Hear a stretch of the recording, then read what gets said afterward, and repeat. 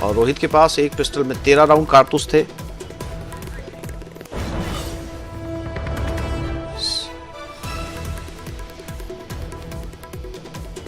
और आर्टिकल 370 अस्थायी प्रावधान, सुप्रीम कोर्ट से जिस फैसले की उम्मीद की जा रही थी उससे जुड़ी महत्वपूर्ण तथ्य।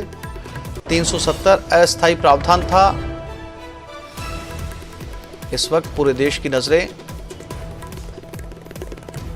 सुप्रीम कोर्ट के फैसले पर 5 जजों की बेंच ये फैसला सुनाने जा रही है कि आर्टिकल 370 वैध था या इसे हटाया जाना सही था। और इसी से जुड़ी ये खबर।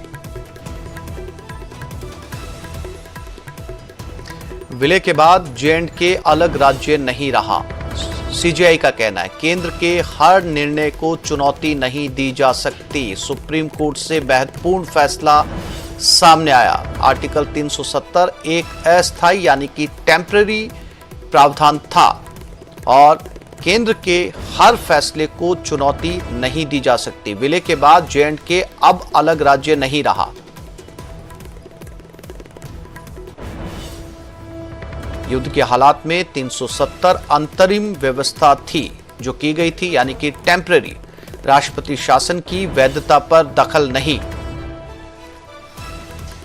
तो साफ तौर पर इन के अगर मायने निकाले जाएं तो 370 के पक्ष में सुप्रीम कोर्ट 370 जो केंद्र सरकार ने लागू किया था उसे बरकरार रखने के संकेत।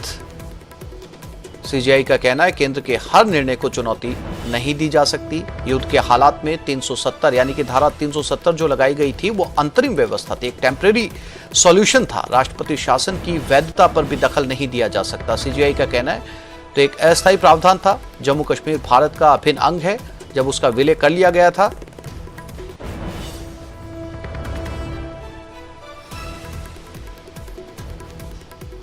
तो एक महत्वपूर्ण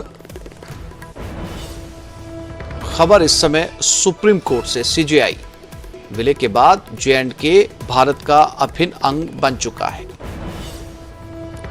जो बातें इस समय निकलकर सामने आ रही हैं उससे साफ तौर पर यह कहा जा सकता है कि केंद्र सरकार के इस निर्णय पर सुप्रीम कोर्ट ने भी मुहर लगा दी है।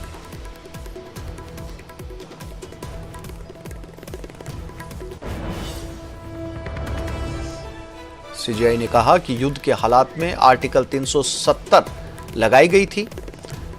राष्ट्रपति शासन की वैधता यानी उनकी कानूनी मान्यता में दखल नहीं दिया जा सकता। हर फैसले पर उंगली नहीं उठाई जा सकती।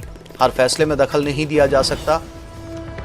राष्ट्रपति को 370 रद्द करने का अधिकार है। और विलय के बाद J&K अलग राज्य नहीं रहा। जैसे बाकी के राज्य हैं भारत में वैसे ही J&K भी एक राज्य है।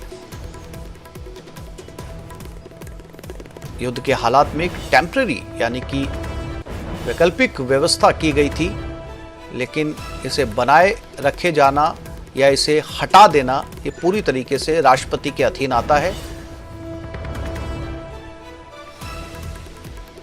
और राष्ट्रपति को